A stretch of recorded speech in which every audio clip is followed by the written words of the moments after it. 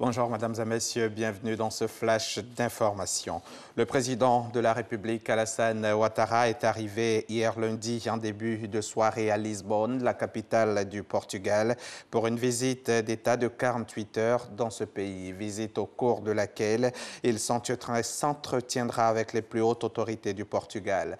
Le président de la République est accompagné dans ce voyage par la première dame Dominique Ouattara, ainsi que par plusieurs membres du gouvernement. Ce voyage officiel du chef de l'État verra la signature de plusieurs accords de coopération, aussi bien entre les deux États qu'entre le secteur privé portugais et le secteur privé ivoirien. Viviane Haïm. L'avion présidentiel ivoirien, avec à son bord le chef de l'État, le président Alassane Ouattara et son épouse, la première dame Dominique Ouattara, a atterri à 17h44, soit 16h44, heure d'Abidjan, à l'aéroport militaire Figo Maduro de Lisboa, l'appellation portugaise de Lisbonne.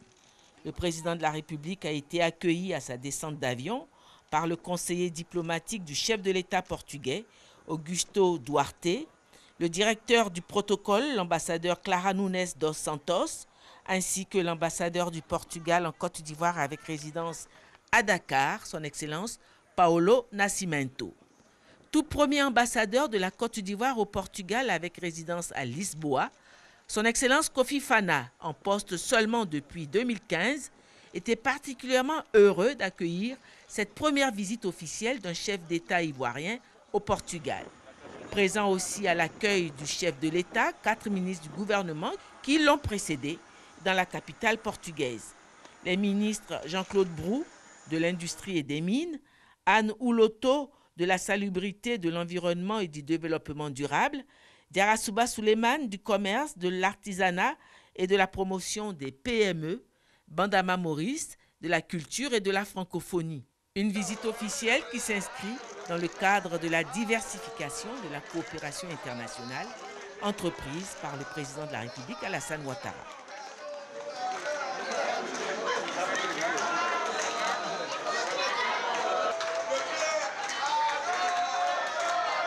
Je suis heureux d'être là avec Madame Ouattara pour cette visite d'État. Vous savez, c'est une grande opportunité pour notre pays de continuer d'élargir ses relations. Et être à Lisbonne aujourd'hui est un grand bonheur pour nous.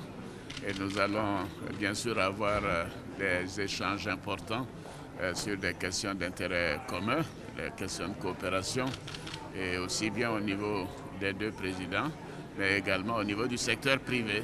Le Portugal peut faire beaucoup en matière de coopération pour nos pays et nous attendons beaucoup de cette visite. Donc Mme Ouattara est également là et elle aura l'occasion de visiter un hôpital dans la perspective de l'ouverture de l'hôpital mère-enfant de Bingerville. Vieille économie en Europe, le Portugal connaît depuis ces dernières années un dynamisme économique qui en fait un partenaire appréciable. Et ici en Côte d'Ivoire, Daniel Kablan-Duncan a échangé hier en fin d'après-midi avec Jean-François Valette. Le vice-président de la République et l'ambassadeur de l'Union européenne en Côte d'Ivoire ont évoqué l'exécution du 11e FED, le Fonds européen de développement, puis ils ont fait le point des préparatifs du prochain sommet Afrique-Union européenne qui se tiendra fin novembre à Abidjan. Et selon Jean-François Valette, les préparatifs vont bon train. Après 3 mois de vacances, les élèves de Côte d'Ivoire ont renoué hier avec les salles de classe. Une rentrée scolaire à l'origine de gros embouteillages ce lundi dans le district d'Abidjan. Des bouchons qui n'ont pas été sans conséquences sur les activités socio-économiques. Le constat de Frédéric Oulaye et Abou Sanogo dans notre prochain journal. Au Togo, après les manifestations monstres de la semaine dernière, une coalition de 14 partis de l'opposition appelle à une nouvelle mobilisation ce mardi devant l'Assemblée nationale où les députés doivent se retrouver pour l'ouverture d'une session extraordinaire du Parlement. L'examen du projet de réforme constitutionnelle proposé la semaine dernière par le gouvernement ne figure pas à l'ordre du jour de cette session, ce qui constitue pour les opposants un signe de plus de la mauvaise foi du régime. L'opposition appelle donc à maintenir la pression sur les autorités dans la rue. De son côté, le gouvernement met en garde contre une manifestation illégale. De violents combats ont éclaté ce lundi matin dans une ville frontalière de la Somalie et du Kenya. Un commando du groupe djihadiste des Shebab a attaqué à l'aube la ville de Beled Ao, à côté Somalie, provoquant la frayeur dans la ville jumelle de Mandera, côté Kenya. À la mi-journée, les islamistes se sont retirés après une contre-attaque de l'armée kenyane. L'armée somalienne dit avoir perdu 10 soldats et avoir tué 7 combattants islamistes. Mobilisation nationale en France aujourd'hui contre la réforme du Code du travail à l'appel de la CGT, de la FSU, de Solidaire et de l'UNEF. Des grèves et des manifestations sont organisées sur tout le territoire. Les syndicats se montrent très critiques face au contenu des ordonnances, mais ils sont en revanche divisés. Les deux autres principaux syndicats, Force ouvrière et la CFDT, n'ont pas emboîté le pas à la CGT et n'ont pas appelé à manifester.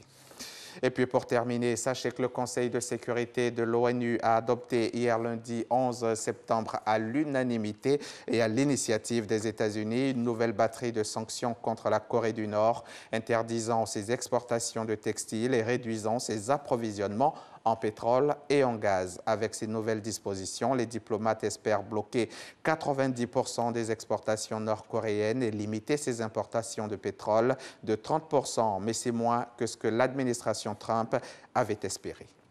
C'est la fin de ce flash. Rendez-vous à 13h pour le point complet de l'actualité.